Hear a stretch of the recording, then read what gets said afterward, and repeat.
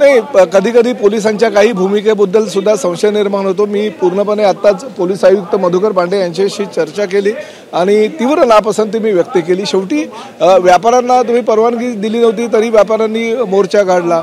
मग जर हे मराठा एकीकरण समितीची लोक सगळे मराठी बांधव जर मीरा भाईंदर शहरातील मोर्चा काढत असतील तर त्या मोर्चाला सुद्धा जर तुम्हाला परवानगी देता येत नसेल तर शांतताप्रिय मार्गाने त्यांना करू द्या.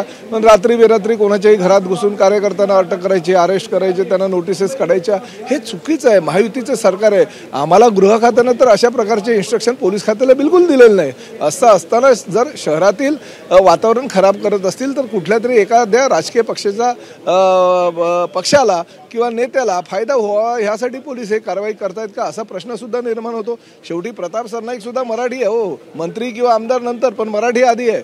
त्यामुळे अशा प्रकारे जर सद्विवेक बुद्धीला स्मरून मला जर तुम्ही विचारलं तर मी हेच सांगेल की शांतताप्रिय मार्गानं जर मराठी एकीकरण समितीची लोक आणि प्रामुख्यानं मीरा भाईंदर शहरातील सगळी मराठी बांधव जर एकत्रितपणे मोर्चाला सामोरं जात असतील, सहभागी होत असतील तर शांतताप्रिय मार्गाने त्यांना मोर्चाला परवानगी द्यायला हवी. तुम्ही जर देऊ शकत नसाल तर ठीक आहे, त्यांच्यावर कायदेशीर कारवाई करा. पण धरपकड करणं, रात्री बेरात्री कोणाच्याही घरामध्ये कार्यकर्त्यांच्या घुसून अटक करणं हे महायुती सरकारच्या गृह खात्यानं पोलिसांना सांगितलेलं नाही आहे. सत्ताधारी पक्षाचे तुम्ही आमदार मंत्री आहात, तुम्ही नाराजी व्यक्त करताय, सरकार तुम्ही आहात, तुमच्या आदेशाशिवाय तर हे पालन होणार नाही. म्हणजे सरकारच्या राज्याच्या गृह खात्यानं अशा प्रकारे कुठल्याही प्रकारे मी आता मुख्यमंत्र्यांसुद्धा चर्चा त्या विषयावर करणार आहे. आमच्या पक्षाचे नेते एकनाथ शिंदे साहेबांबरोबर सुद्धा चर्चा करणार आहे.